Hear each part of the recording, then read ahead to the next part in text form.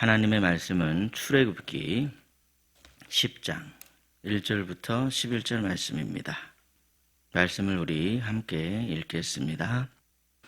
여호와께서 모세에게 이르시되 바로에게로 들어가라.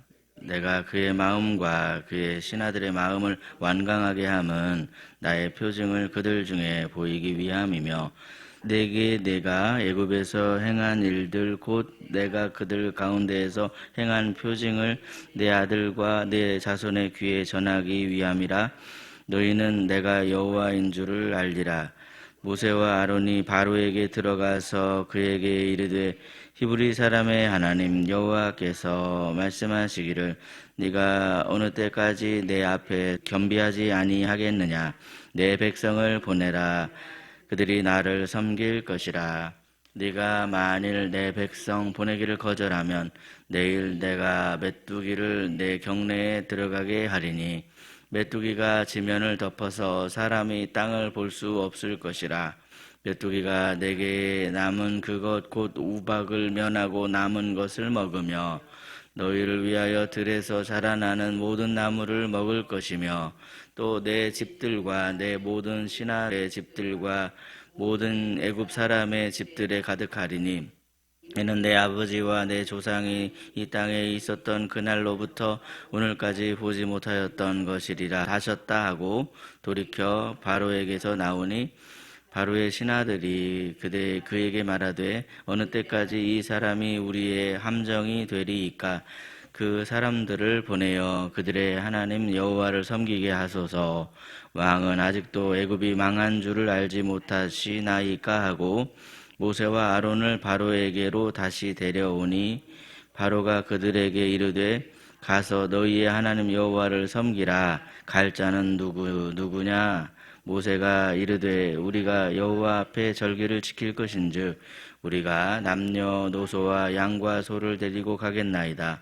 바로가 그들에게 이르되 내가 너희와 너희의 어린 아이들을 보내면 여호와가 너희와 함께 함과 같으니라. 보라, 그것이 너희에게는 나쁜 것이니라.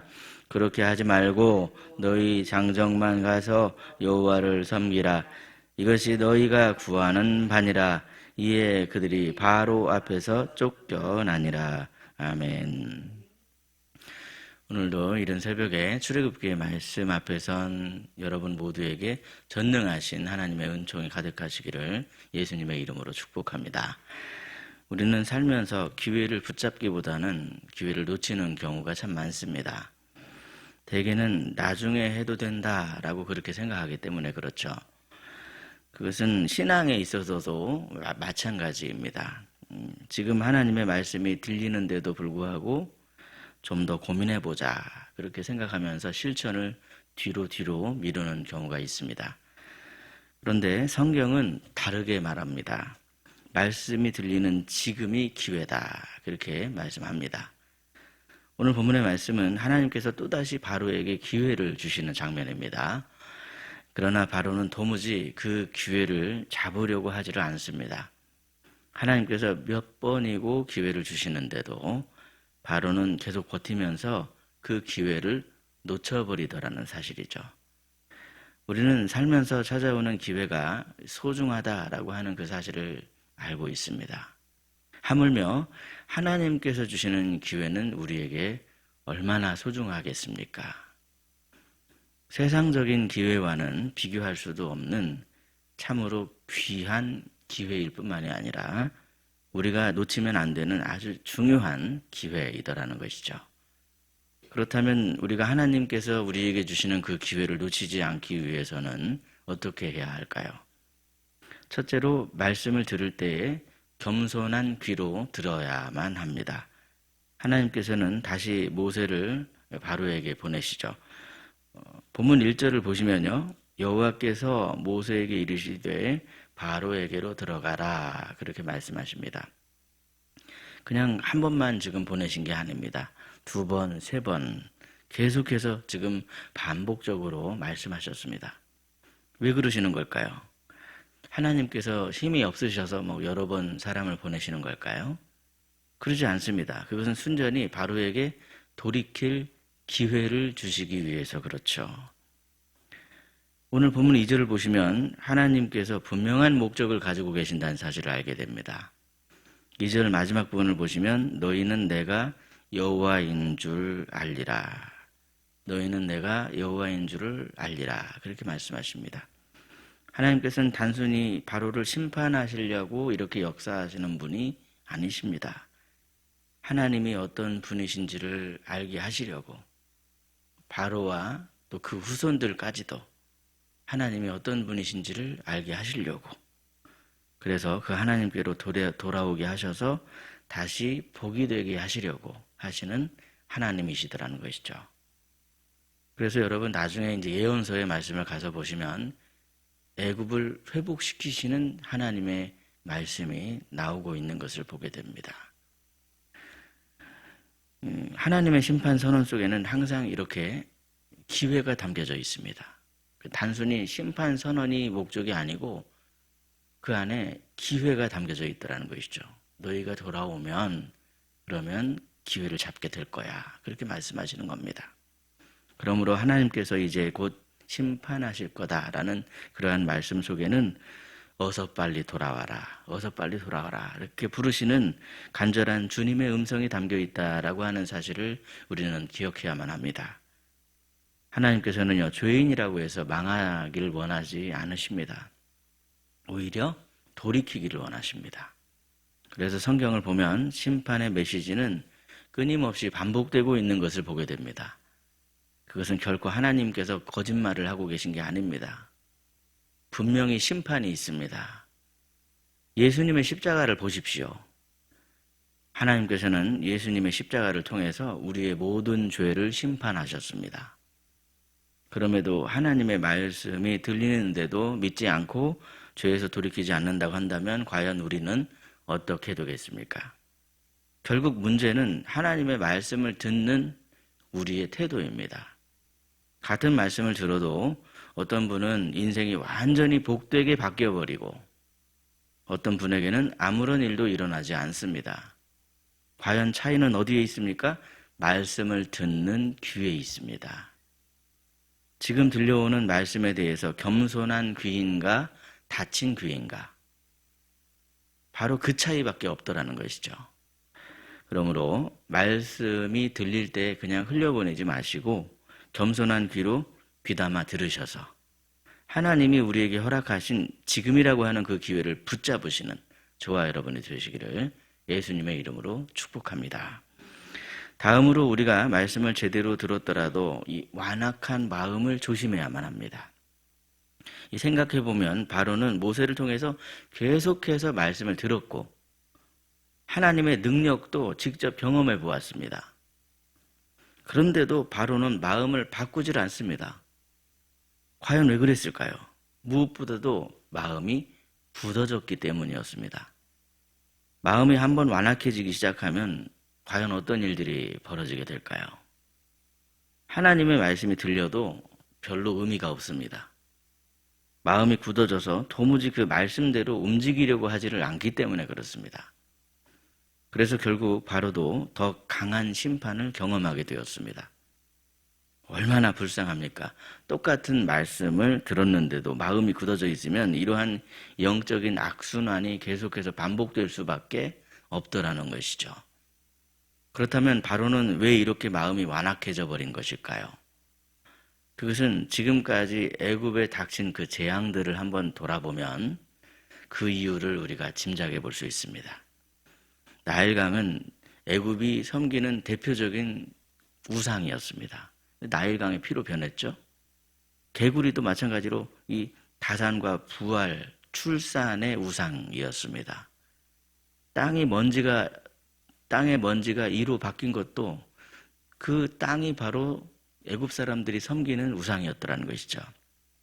심지어 파리도 애굽이 섬기는 우상과 관련이 있고 오늘 지금 선포되고 있는 메뚜기도 마찬가지입니다. 다 이것이 애굽이 섬기고 있던 우상이었죠. 이처럼 여러분 애굽 사람들은 우상으로 섬기지 않는 게 없을 정도로 엄청나게 많은 우상들을 섬기고 있었습니다. 더구나 바로는요, 애굽에서 살아있는 신으로 추앙을 받는 존재였습니다. 그러니 그 마음이 얼마나 교만하고 마음이 얼마나 딱딱했었겠습니까? 우리는 우리 자신이 하나님 자리에 앉아서 거기서 내려오질 않으면 우리의 마음도 결국 이 바로의 마음처럼 완악하고 딱딱해져 버릴 수밖에 없습니다. 사랑하는 여러분, 오직 하나님만이 우리의 찬송과 경배를 받으실 유일하신 분이십니다. 그 사실을 우리가 항상 기억하심으로 하나님의 말씀을 제대로 들으실 뿐만이 아니라 하나님의 말씀 앞에 겸손하게 그 말씀을 순종하는 저와 여러분이 되시기를 예수님의 이름으로 축복합니다. 오늘 말씀을 정리하겠습니다. 하나님께서는요, 지금도 우리에게 끊임없이 말씀하십니다. 때로는 성경을 통해서 말씀하시고요, 때로는 이렇게 설교를 통해서도 말씀하시고, 또 때로는 우리의 양심을 통해 말씀하시기도 하고, 때로는 주변의 사람들의 입술을 통해서 하나님께서 말씀하실 때도 있습니다. 오늘 본문 7절에도 보시면요, 바로의 신하들이 이러다가 우리가 다 망하게 생겼으니 제발 그냥 보내주자, 그렇게 이야기를 하고 있는 걸 보게 되죠. 이처럼 하나님께서는 다양한 방법으로 말씀을 들려주시고 우리에게 돌이킬 기회를 주십니다. 그러나 성경을 통해 알 수 있는 분명한 사실이 있습니다. 기회가 영원히 계속된다는 것은 아니라는 사실입니다. 기회도 언젠가는 끝이 있고 결국 마지막 심판 때가 되면 그때는 돌이키고 싶어도 돌이킬 수가 없다, 그렇게 경고하고 있는 것을 우리가 보게 되죠. 그래서 여러분, 중요한 건 타이밍입니다. 바로 오늘, 지금이라고 하는 이 타이밍을 우리는 놓쳐서는 안 됩니다. 제가 그냥 나중에 할게요. 듣긴 들었는데 나중에 뒤로 미루는 그러한 것은 오늘이라고 하는 그 기회, 타이밍을 놓쳐버리는 것과 똑같습니다. 대부분 이 말은 그냥 내가 안 하겠습니다라는 말과 똑같기 때문에 그렇죠. 혹시라도 여러분, 우리가 걸리는 그런 부분이 있으십니까? 하나님께서 나에게 계속해서 반복해서 말씀하시는 그런 부분은 없으신지요? 우리가 그게 무엇인가를 아는 것도 참 중요하지만 그보다 더 중요한 건 뭡니까? 그 말씀을 실천하기 위해서 바로 지금 깨달은 그 순간에 실천할 수 있도록 은혜를 주옵소서, 그렇게 은혜를 구하는 것이 얼마나 중요한지 모릅니다. 신앙은 날마다 돌이키는 것이지만 과연 그 어느 방향으로 돌이킬 것인가, 방향이 얼마나 또 중요한지 모릅니다. 그렇지 않겠습니까, 여러분? 만일 우리가 돌이킨다고 말하면서 엉뚱한 방향으로 돌이키면 우리는 돌이키면 돌이킬수록 하나님과는 더 멀어질 수밖에 없습니다. 우리가 돌이킬 방향은 오직 예수 그리스도의 십자가입니다. 그러므로 오늘도 이 방향을 잘 잡으시고 날마다 주님 십자가 앞으로 돌이키는 이 기회를 절대로 놓치지 마시고, 주님, 오늘 저에게 은혜를 주옵소서, 오늘도 제가 십자가 앞으로 돌이키길 원합니다, 그렇게 은혜를 구하시고 십자가 앞으로 돌이켜 날마다 주님 앞으로 가까이 나아가는 저와 여러분 되시기를 예수님의 이름으로 축복합니다. 기도하겠습니다. 사랑의 하나님 아버지, 이 새벽에 저희를 깨워주시고 말씀 앞에 서게 하시니 감사합니다. 하오나 주님, 우리는 늘 기회를 미루며 살아왔음을 주님 앞에 고백합니다. 말씀을 들으면서도 나중에 뒤로 미루며 살아왔던 모습을 주님 십자가 앞에 내려놓습니다. 이 시간 우리의 귀를 부드럽게 열어 주옵소서. 더욱 겸손한 마음으로 말씀을 듣게 해주시고 들려주신 말씀을 흘려보내지 않도록 주님, 저희들의 마음과 생각을 지켜주시고 은혜를 내려 주옵소서.